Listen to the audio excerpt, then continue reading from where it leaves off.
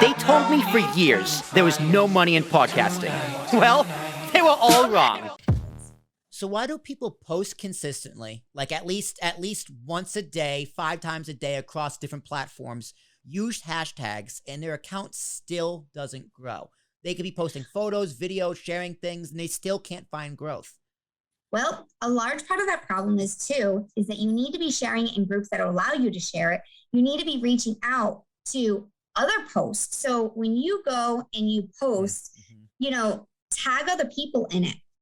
Because what's going to happen is your following is going to follow it and their following is going to see it too. So that's going to bring some people over. So if I was to post something today about this podcast, I would want to hashtag Ambiguous Podcast Solutions, and I would want to hashtag you or tag you in it. Because then not only is all my following going to see it, all your following is going to see it, and all the following of Ambiguous Podcast Solutions, and it's going to intrigue them to come over to my page. So that's going to help my growth.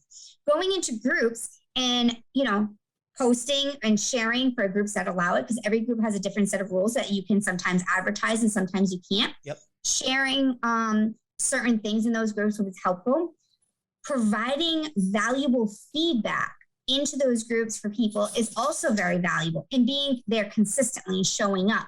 So I'm in one group right now where I'm always in it. I'm always giving tips, I'm always giving advice, and I'm constantly being tagged for work because I'm providing the valuable feedback and people are seeing that. So they've gotten my trust and they've met with me and they've talked with me. So that really helps too.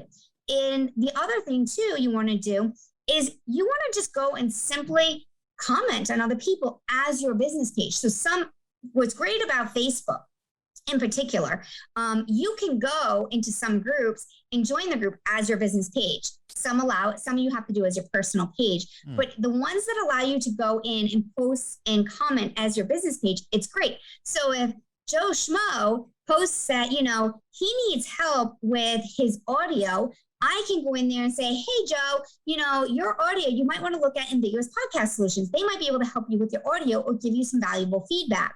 Now I've commented, he's going to go, well, who is this person? Well, he's going to dive into me. So that provides more advertising for me for free while I'm recommending you.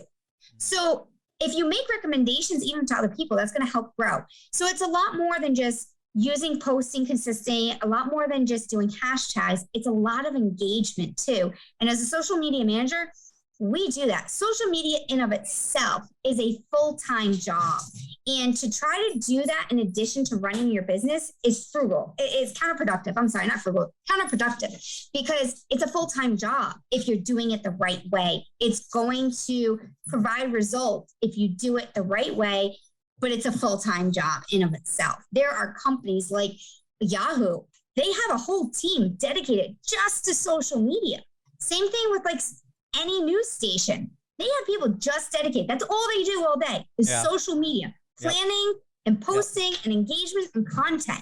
It is literally a full-time job in of itself. And even colleges are starting to offer these as degrees.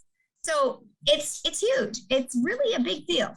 I didn't know they were offering as degrees, and it sounds like a very smart idea that they probably should have done a few years ago. But yeah, I can tell you, social media divisions are a real thing, right? I have been part of the social team, but I'm not saying, well, actually I am responsible for posting, but it's a team of sometimes a dozen people, if not more. And then next to that is also the design team to design the posts specifically for social.